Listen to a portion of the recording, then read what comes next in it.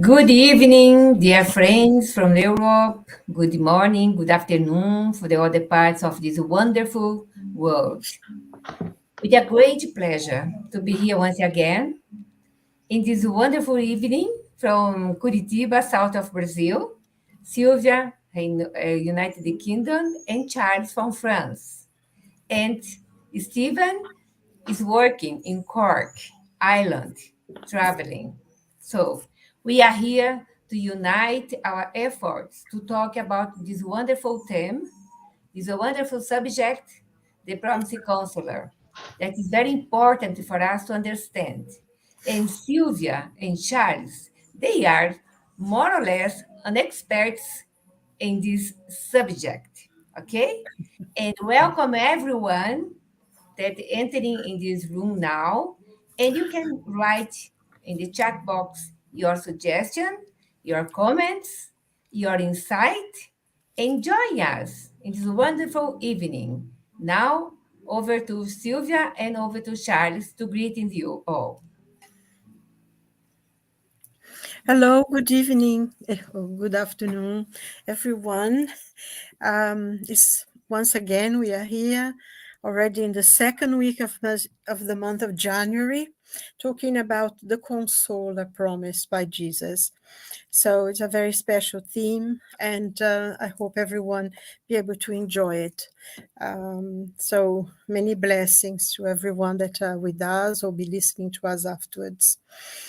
Bom dia, boa tarde a todos, ou boa noite.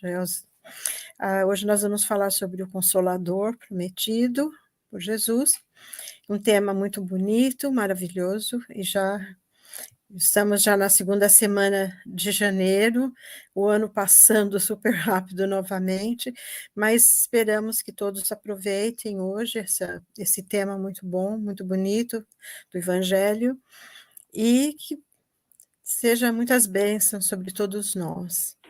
Thank you.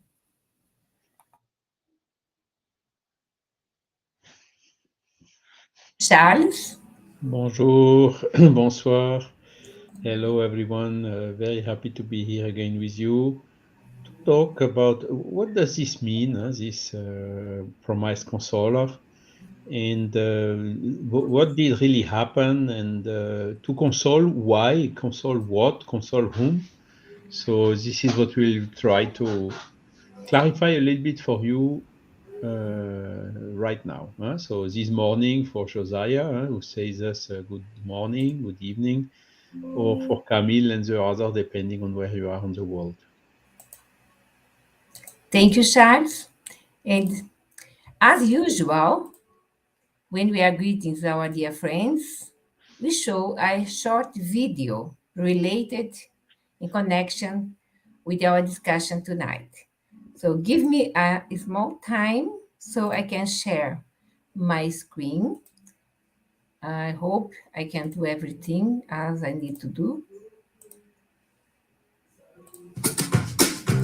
It's tough for us to understand that the difficulties of life that are presented to us may cause us to not perhaps want to do something good because we only see the now and we forget there's a greater picture involved in everything. There are minute details and we tend to focus on those details, but it's important to remember that those details are small parts of a great machine that eventually will produce the outcome of those things that we want. Whenever we face these small situations, we have to do what is right, what is good, in accordance with our conscience, because we are the best judges of our own selves. The conscience is the best judge of our own actions. So if we listen to our own selves when we're doing certain actions, certain deeds, we will always do what is right. We will be in accordance with what God expects from us, the right behavior, the behavior that will open up new horizons for us, broaden our vision of life, and allow us to be at peace with ourselves. Because when we don't do what is right, we're not at peace with ourselves. When we do what is wrong, we frustrate ourselves because we know that we are doing something wrong, because we're not following that guide, which is the conscience. The law of God is written within our conscience. And if the law of God is within our conscience, that means that all we have to do is pay attention and pay heed to whatever our conscience tells us. And everything is based on love. God is all about love. The truth is all about love. So if we listen to our conscience, we're following the example of love. We're following that cosmic verb that reigns supreme in the universe. We're following in accordance in the footsteps of the greatest moral example this earth ever had, which is Jesus Christ.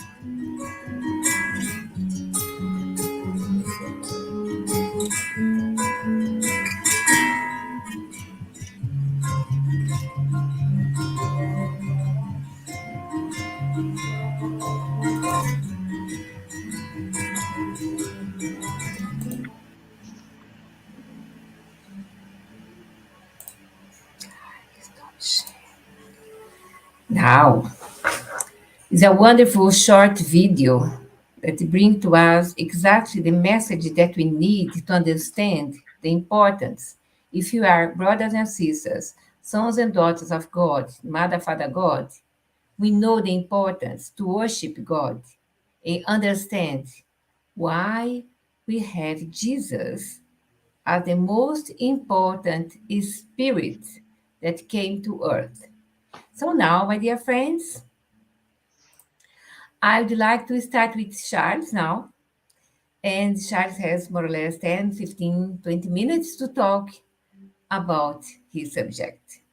Charles, can you clarify us, me, and others about the spirit of truth that is in the Gospel according to Spiritism, chapter 6? Okay, let's try. It's a complex and delicate subject to treat, so I will try to do it in the best possible way. When Kardec started, or better saying, when Hippolyte Léon Denis Rivail was starting investigating this phenomenon of moving and turning tables, and she started having communications from spirits that he was gathering and analyzing and so on. There were a point in time, this was before he was issuing the Spirits book, first edition, which was in 18th of April, 1857. So probably in the year maybe 1855 or maybe even 1856, when he was preparing this book and gathering the elements for doing it. He received some communications from spirits with signatures, and one of the spirits who used it to give very nice and profound and strong and deep communications was signing Spirit of Truth. So that made Kardec, he was thinking, but strange, what is, why, where, how is this Spirit of Truth? And this is then when he remembered.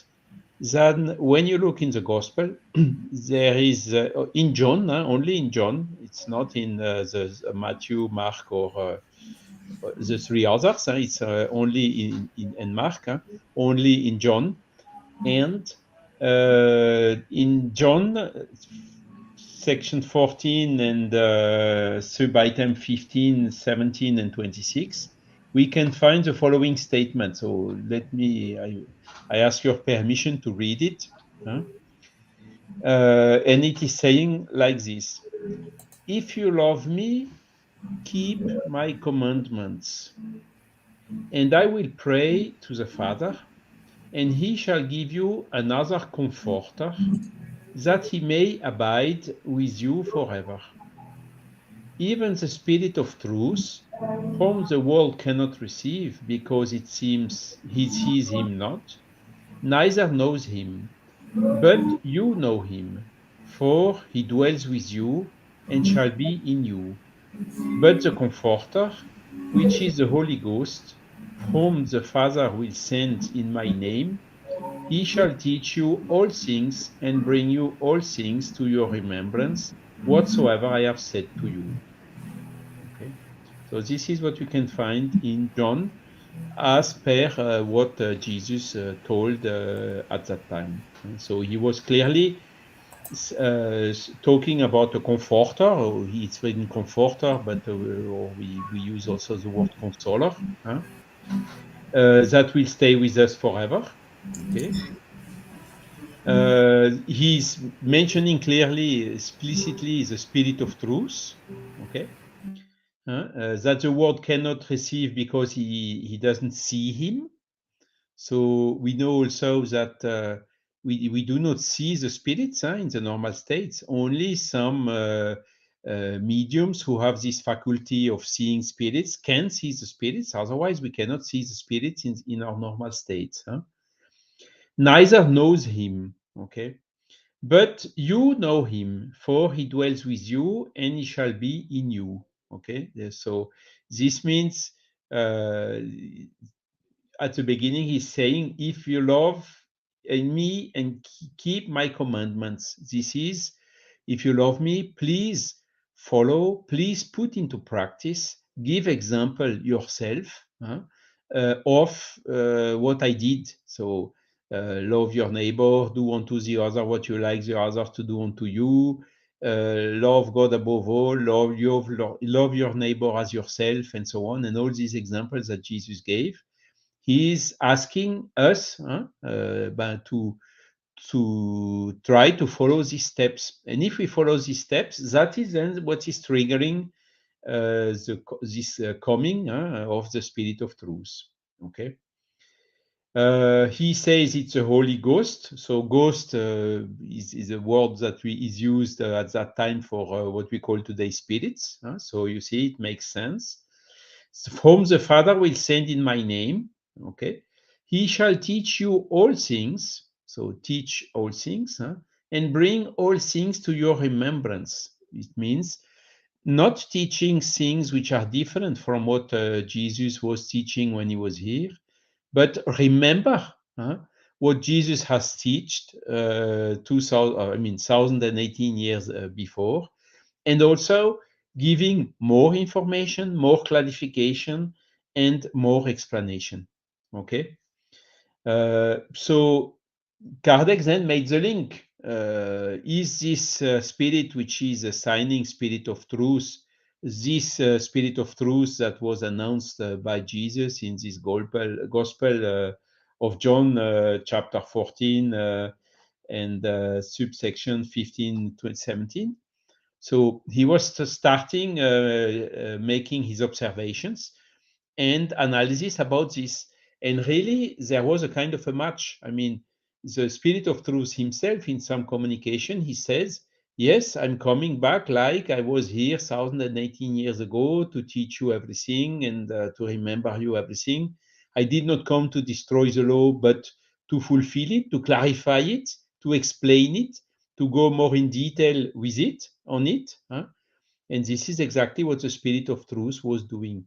And this is where this hypothesis comes, that this promised consoler and the Spirit of Truth was indeed the Spirit who was communicating with us, the humans, through Kardec and several mediums, and who left us several messages in the books of Kardec, what you call the codification. Okay. So then Kardec is analyzing and saying, okay, Jesus promised this consoler, Spirit of Truth, that the people, the world at that time did not know, because the people at that time means us, before we 1018 years ago, 800 years ago, when we were less evolved than today, we had not the same capacity of understanding what we have today. So we were not sufficiently mature in order to be able to understand more things than what Jesus told us through parables, amongst others. Okay, so you see again this connection with the promised consoler makes sense. Okay. And the consoler, which is sent by the Father to teach humanity all things and to call to mind all that Christ had said. So this means that the Spirit of Truth was to come in order to bring, to teach additional matters, either because Jesus did not tell everything because the people did not have the capacity to understand at that time, or because we, as humans, would have forgotten this teaching of Jesus. And in fact, both reasons were valid, because the gospel, unfortunately, has been wrongly, and is still today wrongly interpreted, not in the true sense that Jesus explained. And this is why the Spirit of Truth and other spirits, of course, who collaborated to the codification, came in order to clarify what is the real meaning of these teachings that Jesus brought, particularly the moral laws. And they did not bring it just by statements, they bring it with explanations, explaining us, look why do you have why it is in your interest, if you want to evolve, if you want to be happy, if you want to stop suffering, to practice these teachings, because we have a soul. This soul is immortal, so we will die one day, but the soul will survive. The death is only the soul freeing from the physical body, and then it continues in the spiritual world its evolution before when time is coming and decision is made by the soul to reincarnate. Okay, so clearly we have now examples of what happens with the soul after the death, depending on what the person did when the person was living. So we have, by example, why we should not be violent, why we should not be too much attached to the earthly things, showing that all this is making our life, our spiritual life, complicated. It's not helping us to evolve. So we have the messages from the spirits in different conditions, helping us to understand these moral laws and making the parallel. Yes, when we look carefully, this is exactly what Jesus said and what the spirits, including the Spirit of Truth, are repeating us today. Okay, so somehow this promise that Jesus did came into execution.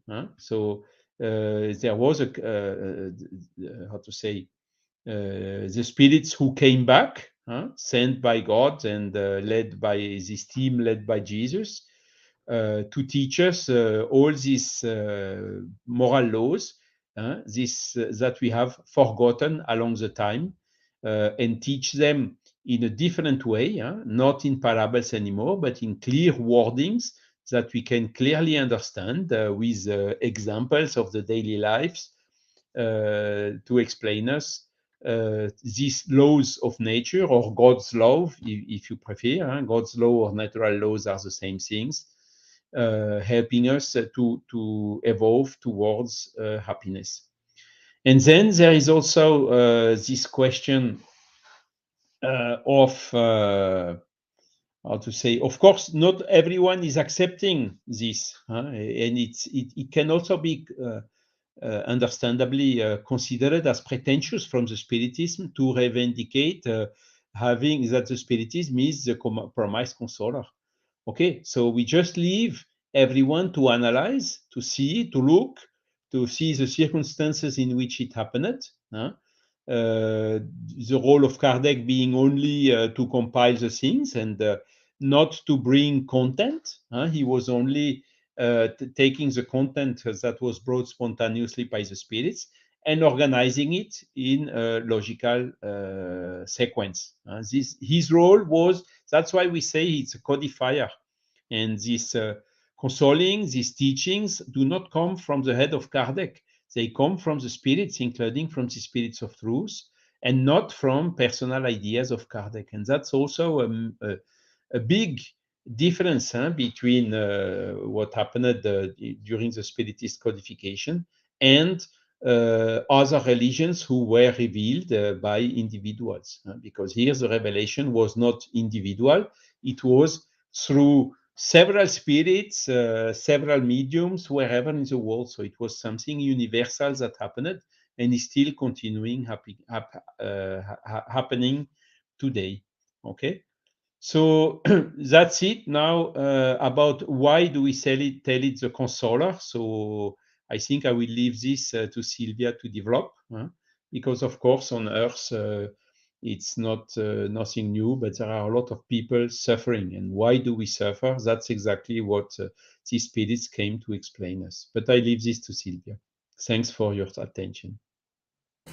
It's very important, Charles, what you said. And also, I met some people days before, and we were talking about sufferings, why the situation, people are in prison and dying, etc., etc. Oh, where are the gods? Where they are God and Jesus and the other that is living this planet in this situation, and we are suffering a lot. So exactly what is the question for Sylvia, the explanation that Sylvia will give, right? Christ said, Sylvia, blessed are the afflicted, for they shall be comforted. But how can we bless suffering if we do not know why we suffer? Because the majority don't understand Spiritism or don't study Spiritism that brings the consoler in our hands. Can you comment, please? Your microphone. Sorry. Well, this is, I think, one of the crucial points, not only in Spiritism, but in every religion. Because we tend to see things, suffering, as a punishment, and I think throughout history, many of the teachings of Jesus were, even though they are still very much the source of him, but they've been changed and manipulated to suit certain times and certain pride, or for mankind sometimes have used the words not only of Jesus but of the many prophets and things that came to suit themselves and what they wanted to implant on other people. So that's why it's so important sometimes to go course and to read it yourself. And I think that's one of the first lessons that the spirits teach us, that we needed to go and look for ourselves to come to our own conclusions. And this is very important. I think when Charles was quoting from St. John's, there are two things here that I like to read before I do go on for the explanation, because it's connected. After he said, when Charles read the Spirit of Truth, Jesus goes on to say, because he said he would live with us forever. And then Jesus goes on to say, I will not leave you comfortless. I will come to you. Yet a little while, and the world see me no more. But ye see me, because I live. Ye shall live also. And that day ye shall know that I am in my Father, and ye in me, and I in you. I think this is, it's very important for us to understand this, because after he said he would send the consoler, he confirmed it. He said, you will see it. I will not be here, but I will not leave you without being consoled. I think, and this, he has fulfilled this promise. Now, about suffering, I think we have a tendency, and it's very, it happens quite a lot sometimes when people go through a difficult time in their lives. They even sometimes when they're very religious, if something happens, a tragedy happens in their lives, they say, oh, God is no good. God, it doesn't, there is no God because this happened to me. And I think sometimes we talk in such, it's almost like a selfish way, as if God is there to fulfill our whims.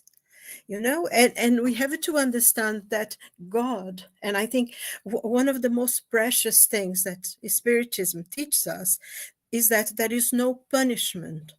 Whatever happens, there is a reason to happen. There is a cause to happen.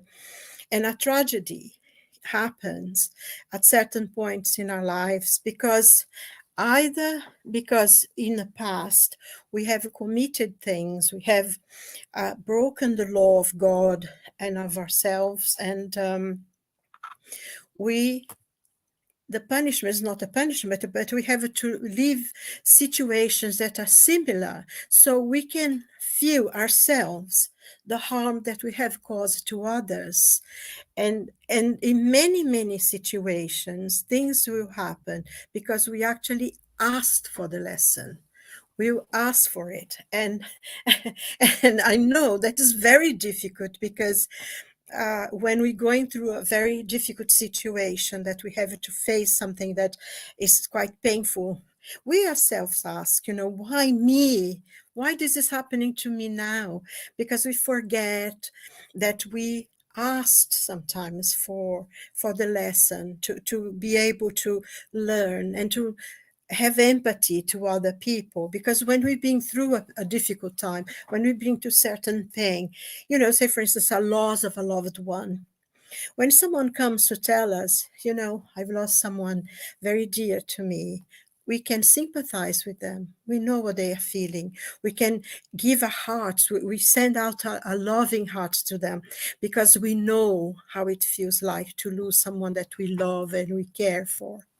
And I think this is one of the reasons why we go through certain difficulties and certain painful periods, a painful loss, because it gives us the understanding of what a person is going through. Because if we never had the experience, we would know. So, just pull yourself together. It's one of those things that people say, pull yourself together.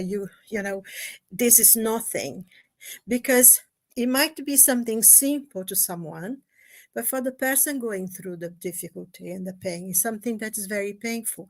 So I think sometimes learning as well gives us empathy to support and sustain others when they are going through difficult times. Also, I think in the gospel, they teach us that in the gospel according to Spiritism, that they actually explain quite a lot of the parables that are not quite clear, or they expand the knowledge that Jesus left. Because I think, like Charles mentioned before, we're not all prepared at the time to understand certain things, and we haven't grown very much further, but we have gone a little bit more. He says that when you're going through something that's painful, we should say, please, God, forgive me, because I've sinned. So we've asked to have this thing happening to us. And also, I think if we are able to let go of feeling sorry for ourselves and seeing the situation the way it is, it might be a painful operation, a illness, a loss, a breakdown of a relationship, a child that is troublesome sometimes, or whatever. There is always a reason for this to be happening. Maybe in the past, maybe something that we've done in this life, because not everything is from the past. Sometimes we make mistakes, we make poor choices, and things happen in this life. It's consequence of this life. Not every single thing is from past. And it's a good opportunity as well. I was listening to something today, actually, that the person was talking about something and said, those who can stand the darkness are the ones who see the light of the morning.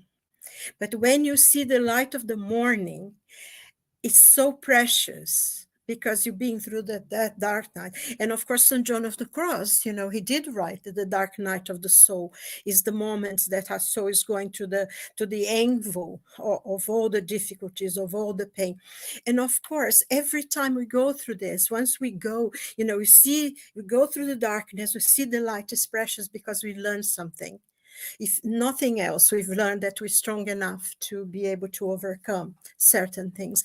And I think there is no one in the world who can look back into their own lives, in situations in this life, that at the time that you're facing it, you think, oh my God, I can't cope.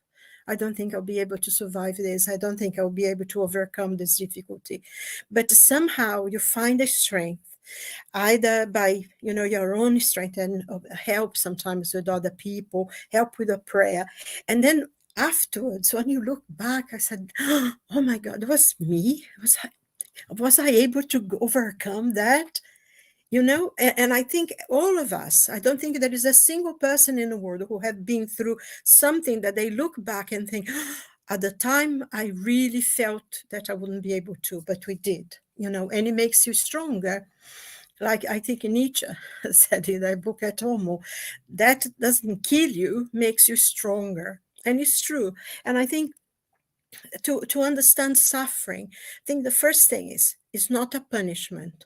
What we're going through is not a punishment. It's either a consequence of what we've done in the past, or because we've made the poor choices in this life, or because we have asked to go through, when we reincarnate, we ask to go through certain situations so we can learn.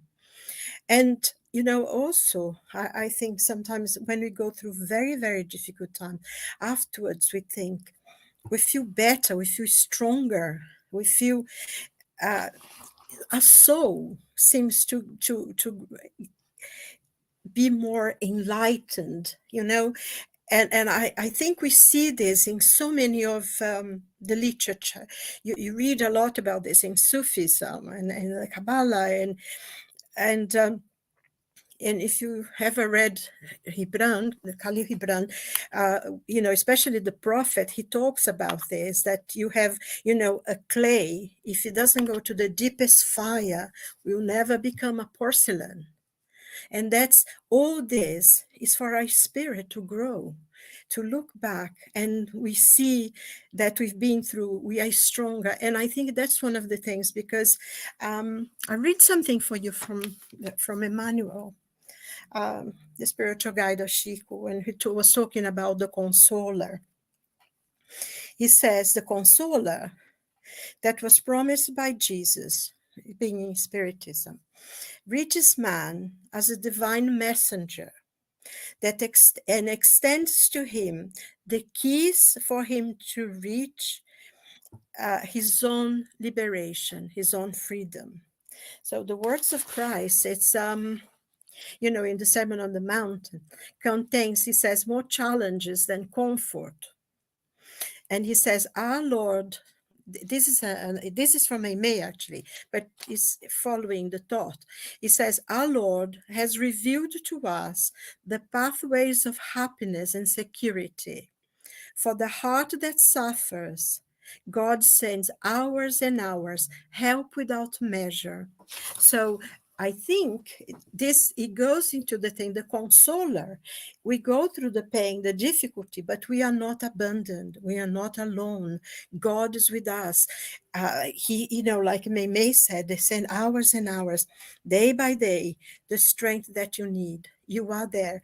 And I think, that very famous painting of the footsteps in the sand says more than anything what in those words, because he said, oh, I was the hardest time, you were not there. I said, no, the hardest time I was carrying you. That's why there is only one lot of footsteps. And I think that's what we need to begin to understand, that pain, that suffering that we have in life. It's not the end, is something that we go through. And, when you say, yes, happiness is not of this world, because we all have difficulties. We all have painful times. We cannot be happy all the time. And also, I think one of the things that the gospel teaches us is that how do we manage that? If we curse a pain, if we curse the difficulty, it's harder.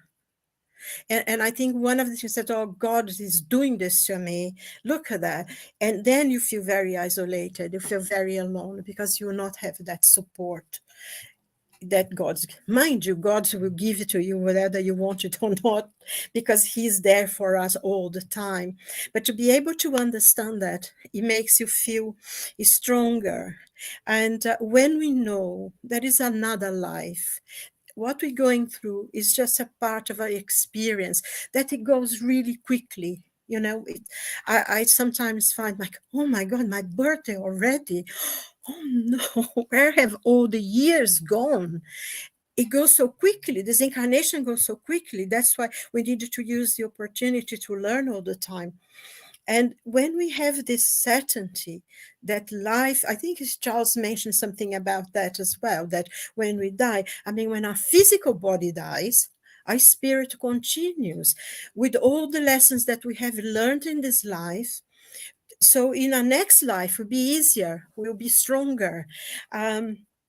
And when we have also the certainty that life goes on, that there is a God that supports us, it's much easier for us to face the difficult times.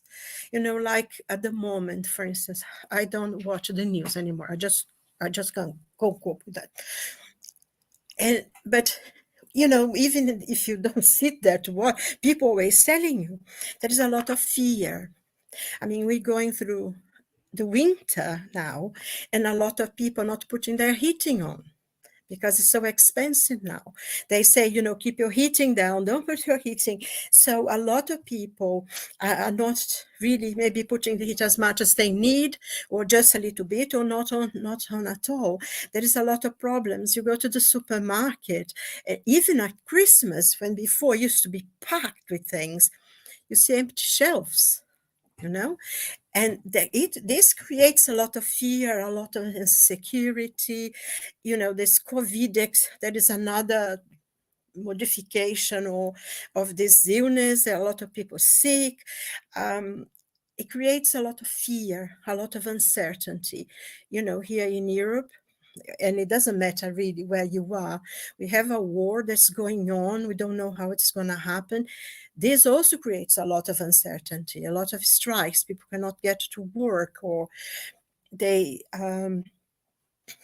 people losing their jobs because the economy is in difficulty and all that.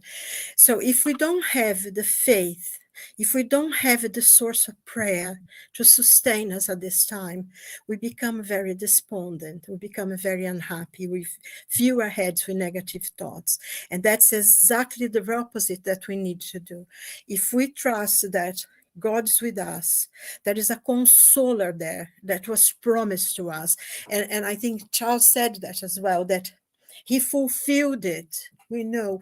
And that's one of the things that Spiritism is, a consoler, because it teaches us that there is no punishment, that God is merciful, that he's with us all the time, that what Jesus had promised to be comforted, we have. And it doesn't matter, you don't need to be a spiritist or this religion or that religion. God is a father of us all. Whatever you come from, whoever you are, he is our father, and he's with us. He will never ever abandon us. And I think when we have the certainty, and we can hold on to our hopes through prayer, and to reach out and send prayers out as well, not only for us but for everyone, I think it makes a lot difference in our lives. We cannot change the world, but we can change ourselves. We can change the lives of the people around us by sending them prayers, by sending them love, by being a ear when they need someone to talk to. And that's what it is, because suffering, we all suffer. It doesn't matter if you're a king, and I mean, anybody listening to the stories of the royal family at the moment know that sitting in a throne can be the worst thing. It would be better not being known by anybody when one member of the family decides to break the family down. But I think if we have the certainty that God is with us, and he's sustaining us, and the promised consoler has come, is with us, and will be with us. Because, like Jesus said, I'll come and I'll be with you forever. So that's the love that never ends. that's always with us. And that's what gives us the strength for the difficult times. So there are pain, there are difficulties, but there is also joy. We know a lot of joy as well. And I think that's what we need to hold on to the joy. That's it. I think I talked too much. I don't know if I answered the question, but I got a bit. Wonderful. Yes, your questions. I'd like to say that your comments are very nice, Charles. And also, Marco Davis are writing comments here. Wonderful as well. Thank you, Marco Davis. Please carry on. And in a few minutes, we will talk about the question from Camille Brilla. But first, I would like to comment a part of Genesis, book Genesis by Allan Kardec, spirits, of course, and the chapter 17, item 40. If you have your book, Silvia comment exactly what I put here for me to comment. Z40. As demonstrated earlier, chapter 1, number 30, Spiritism fulfills all the conditions of the consoler promised by Jesus. It is neither an individual doctrine nor a human conception. No one may be said to be its creator. It is the product of the collective teachings of the Spirit, as Charles said in advance, over which the Spirit of truth presides. It does not eliminate anything in the gospel. I can add the Bible, New Testament. Rather, it completes and elucidates it. With the help of the new laws that it reveals, together with those of science, it makes comprehensible what used not to be unintelligible and admits the possibility of what these beliefs considered as inadmissible. It has had its precursors and prophets who foresaw its coming. Through its moralizing power, it is preparing the kingdom of the good on earth. And now, for Silvia and Charles, there is a question here from Camilo. Do we know, roughly, when Spiritism will be anywhere and accepted by all? Charles? No, we don't. Only God knows. Spiritism is here. The teachings are here. They are available for everyone. I mean, maybe not, but they are available at least in French and English and Portuguese and Spanish and some main languages of the world. They are available everywhere to everyone, even for free. We told you already. But now Jesus also said, a lot of people have eyes to see, but they don't see. They have ears to hear, but they don't hear. And this is, of course, depending on our humankind. Nowadays, we have so many, distractions, things deviating us from the essential values, and focusing us on this material stuff that we will have to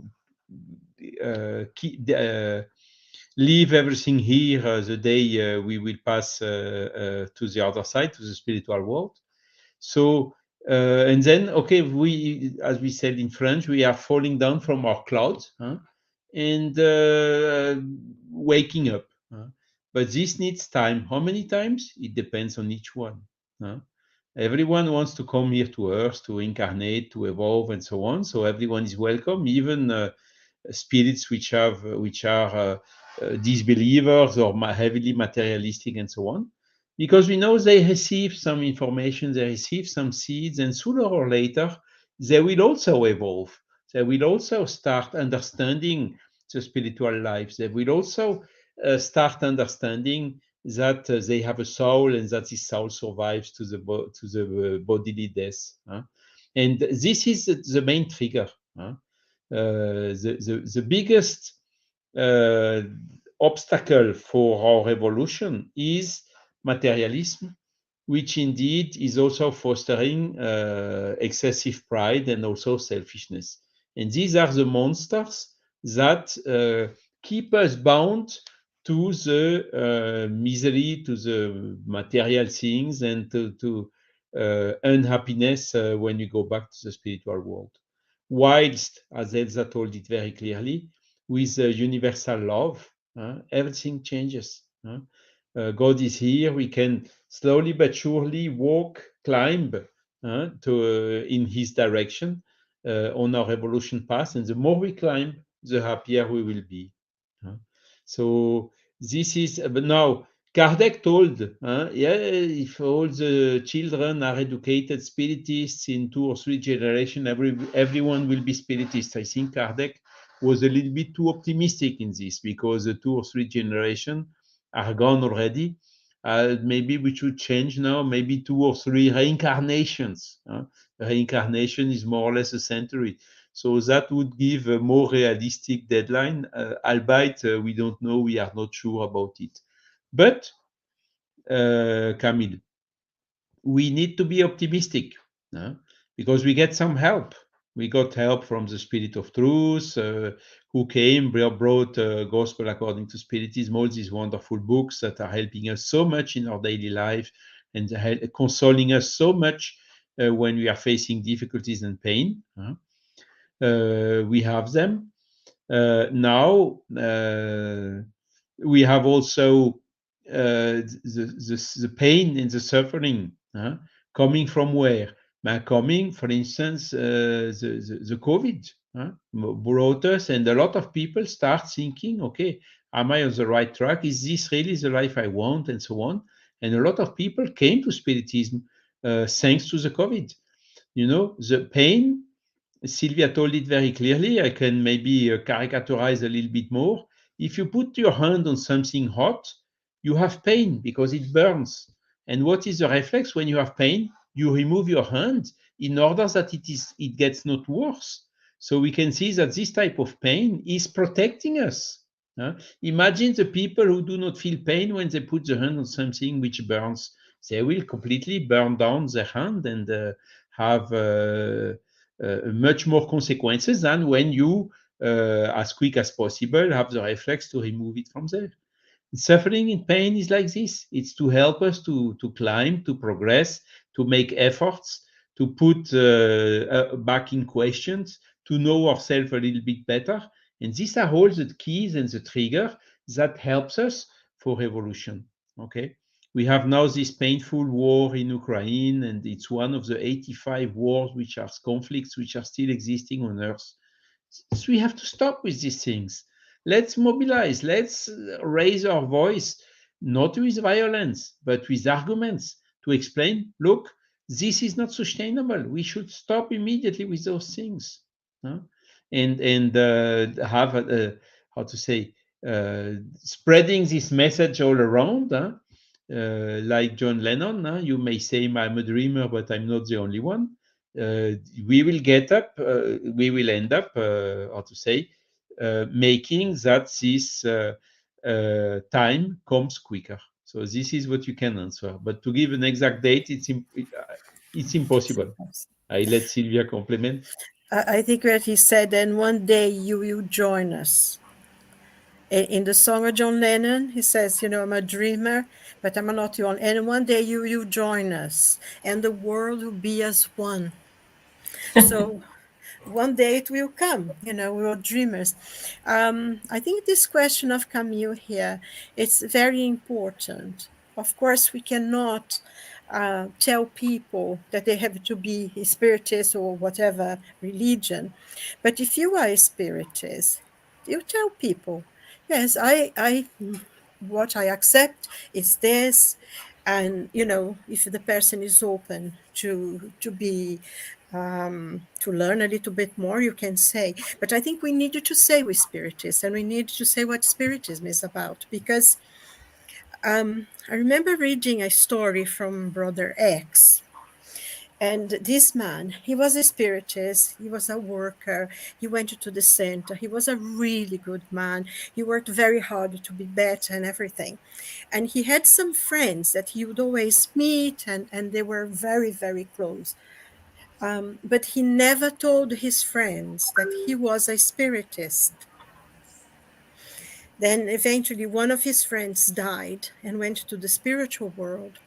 And afterwards, in a mediumship meeting later, he came to his friend and he said, "You had in your hands the light and you never told me about it.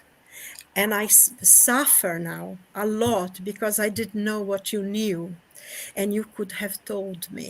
This, I remember I read this many years ago, but this has been very, very strong in my mind, because of course you're not going to ask people to change or to be different, but if you have the opportunity, you tell them, yes, I accept spiritism, and that's what it is. It's very open.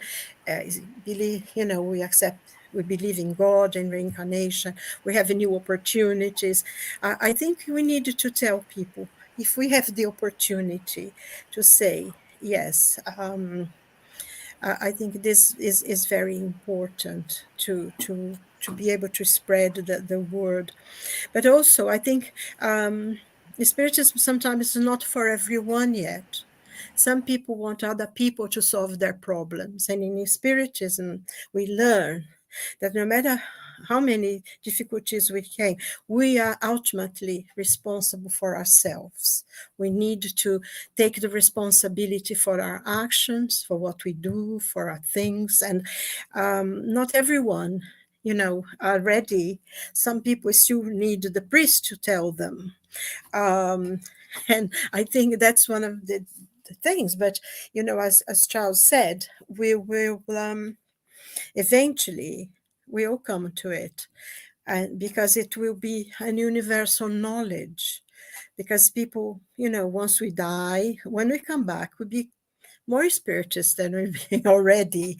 And also, I think one thing to understand is that there are a lot of people around the world who are spiritists and they don't know it, because they live a Christian life, and to live a Christian life is doesn't necessarily even that you have a religion at all. I mean, Jesus said himself, not everyone who says, "Lord, we will enter the kingdom of heaven," of those who do the will of my Father who's in heaven. And there are many people who are kind, who are humanitarian, who help others, who are full of love to their neighbors. And they don't go to church. They don't have an open religion, but they have a Christian life. And I think that's what's important. It's not what you say you are, but what you do. I think I read something here in one of the comments from a poem. When I was reading about the Consola, he says, it's in Latin actually, it says, "Sursum corda, res non verba." Let's lift up our hearts, actions, not words. And I think that's what is really important. I just wanted to say something. I have here my gospel. It's all falling apart, my gospel, but I have there's two messages of Chico Xavier, which I think goes really well for what we've been talking today. And he says, "Prayer is my refuge and my sustenance. With my thoughts connected to the high spheres is how I have been able to go on in my struggles. I pray working and I work praying. I cannot understand how a person who does not pray can survive in this world." And in the other one, which I think is very, very to do with the word today, he says about forgiveness. He said, "Unless we are willing to forgive one another, we will not be able to bear the weight of our tribulations." I think, this is basic, pray, have faith, and also be able to forgive and to let go of things, because that's one of the things that makes us suffer more than anything, is to remember things we hate within our hearts. We need to learn to let go and to forgive ourselves and forgive others as well. Thank you, Silvia. Very nice comments in our chat. Very nice reflection from Charles, from Silvia, and from the spirits in Genesis, Gospel, in so many books, from Chico Xavier, etc. And we need the most to understand that really we are not here on this planet on holiday, for sure. Silvia pointed it very well. We are here, and the cause and effect and the law is very important to understand. That's no punishment at all. So, my dear friends, if you want to know more, please read the PDF of the Gospel according to Spiritism and Genesis that we have in our www.bas.org.uk. You can download it for free. And now, almost at the end of our meeting, would you like to say thank you for all these nice chat box here? That's really nice comments from everyone. Thank you all for participating actively. Thank you, Charles. Thank you, Silvia. And thank you, our dear Stevan, that's not here now, Rodrigo and Nadja, that they are the board, the hosts of the Spiritual Light, that will be 3 years now in February, start in February. And now we are going to our announcements. But first, Charles, Silvia, would you like to comment anything else, please? No, thank you. I think also thank to all for the questions, and it's really helping us to have this spiritual light living, not only one way, but also going both ways. So thanks a lot for all your comments and questions. Yes, thank you as well. I don't have anything else to say. Thank you. Well, very nice. Thank you for Marcelli Johnson as well. And now I will show our slides. Let's see first if I do correctly. Share screen. Yes, okay. Here, here, and here, and starting here now.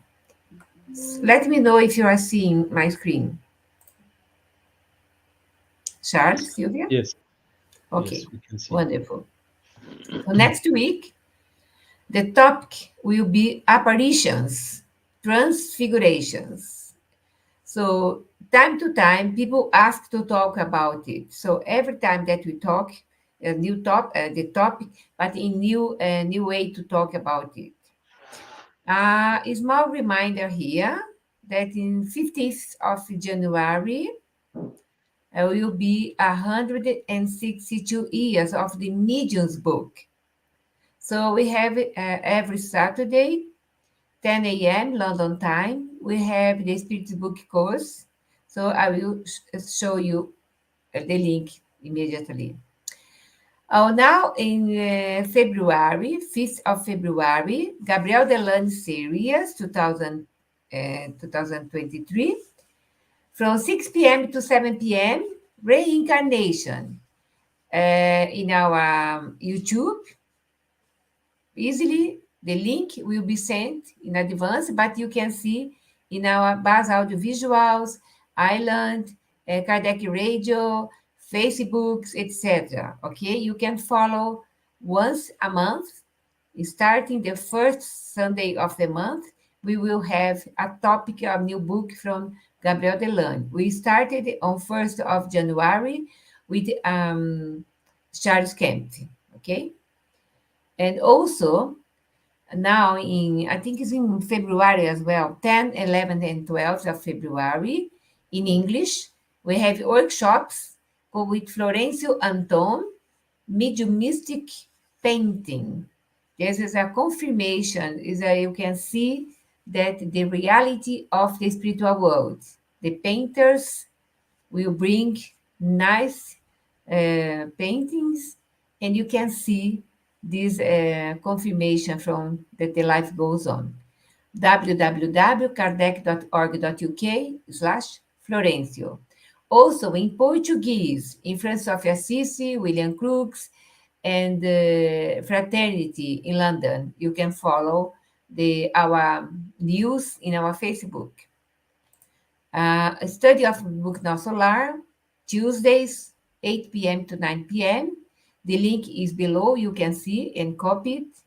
And the mediumship, the medium's book course, every Saturday, new link, 10:30 to 11:30. Sorry, okay, in UK time. In French, 11:30 to 12:30. In Finland, 12:30, 12:30 to 1:30 p.m.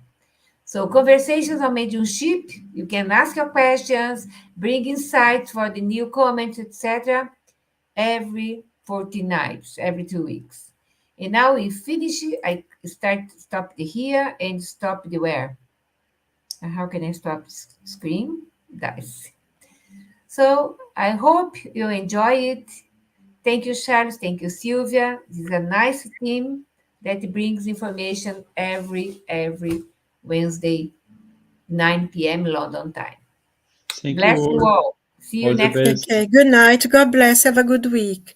Ciao, Elsa. Ciao, Bye, querida. Charles. Ciao, Bye. Charles. I love you all. Bye. Bless you all. Bye-bye. Bye.